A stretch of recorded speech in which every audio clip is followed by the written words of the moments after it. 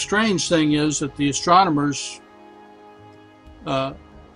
say there's no color on the moon, but you can see the Mars, the seas. I don't know what you're doing right now, but if you kind of just take a deep breath and kind of look at what I'm showing you, you realize that this is kind of an unbelievable thing you're looking at. This is our moon, guys, and they're and with the color.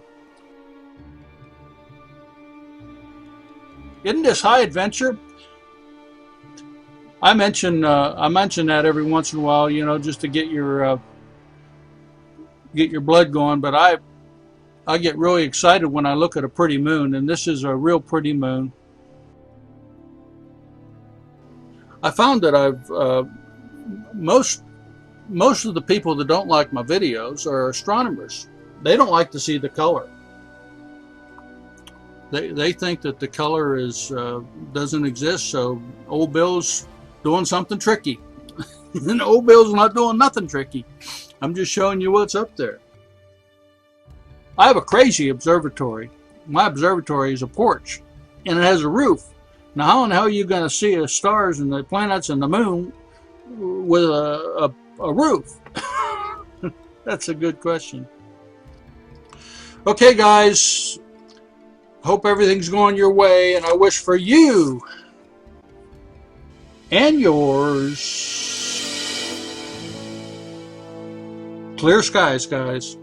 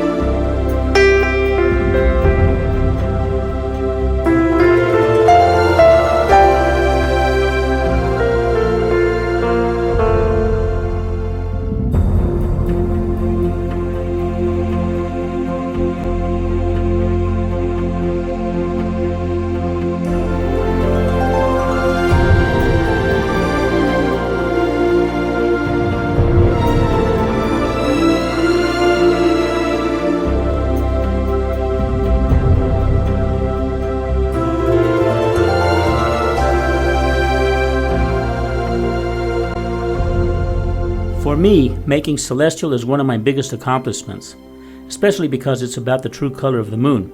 I never in my wildest dreams thought I would be here today making this important movie about our closest celestial body in our immediate universe. The photography being presented here is what was going on the moon in 1994, when the Clementine mission took place. Since then, the Japanese, India, and Chinese space agencies have gone back to the moon. There seems to be a collective effort by NASA and all the foreign space agencies to keep us in the dark about the moon's true essence. When the Chinese probe did a recon over the moon's surface during their press conference, they had this huge tapestry behind them. It was a full-color map of the moon and the north and south poles. However, when they released the same image to the public, it is in black and white. Of the 1.8 million full-color digital photographs taken during the Clementine mission, I have only downloaded a small fraction of what they have. In the archive I now have, I've found hundreds of anomalies that are there plain as day. These anomalies are found on the front side and the far side of the moon. This is a crater known as Chukovsky, located on the far side of the moon. Just northeast of this crater is a large crater called Lobachevsky. It is 84 kilometers or 52 miles in diameter. The reason I decided to bring you here first is that during the Apollo missions in 1972, there was a special focus put on Lobachevsky by NASA. This is AS16-121-19407.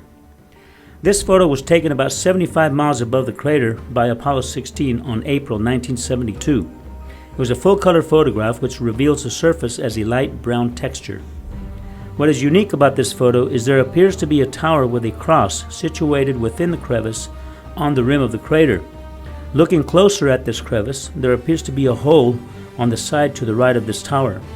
It almost looks like a tunnel opening made of concrete or metal. What brought this particular crater to my attention is this photo taken by Apollo 17 during the last mission to the moon on December 1972. This particular photo has been spread all over YouTube, Google, and hundreds of websites all over the world. It was taken just 8 months after the Apollo 16 photo. This is the original published photo of Lobachevsky taken during the Apollo 17 mission. It is AS17-150-23085. At first glance, there is nothing special here. This is because the Apollo 17 photo was published to the public upside down. So by turning the photo to its correct positioning, we now have a photo that still showed nothing really spectacular. This is because it was published overexposed to eliminate any details. The first thing to do is bring back the original contrast of the photo. The photo was taken in color, so by color correcting it, we now have a full color and better version that reveals what the landscape really looks like. After getting the photo back as close to its original version, we can now see what is really there that was hidden. Zooming into the Lobachevsky crater, we now see what appears to be a huge structure, or as many on the internet have thought, a large spaceship that crashed on the side of this crater. Looking closely, you have what appear to be tentacles or large cables stemming from out the top of this thing. It has an opening at its upper area where you can see a part of the background of the crater through this opening. Now, when I take you to the aerial view of the same crater, taken 22 years after the Apollo 17 mission from 1972, Lobachevsky's object appears to have been completed in its construction. The structure is at least 10 miles wide and perhaps 6 miles high. The fact that Apollo 16 captured the area where this structure would be photographed just 8 months later not only proves that there was an excavation going on the side of the crater, but that 8 months later this enormous structure suddenly appears on the Apollo 17 photo. 22 years later, the Clementine mission photographed the same object from 170 miles above the surface, and this is what it looks like. There are other specific anomalies going on in this crater. To the left of the structure is this disc-shaped object. 22 years later, it's still there. At the lower area of the crater is this large glowing area that 22 years later is also still there. Another thing to see is there is an opening that has been cut away on the rim of the crater right next to the huge structure, as if to suggest an easy way to get into the floor of the crater without having to rappel down the 6-mile-high ridge to the bottom of the crater. It's as if someone sliced through butter with a hot knife. To the left of the structure there appears to have been a burning glowing thing happening, and you can see a bluish-white smoke rising out of this area. We don't know what is truly going on. My mind is reeling with questions. This evidence shot by NASA brings you to the realization that during April and December 1972, within 8 months' time, someone or something built this huge structure 10 miles wide and 6 miles high. Even Donald Trump, with all the money in the world, will never achieve such an architectural marvel. I want to bring to your attention that this evidence filmed by NASA is solid proof that there was or still is someone on the moon capable of constructing such an enormous object spanning 10 miles and reaching 6 miles high.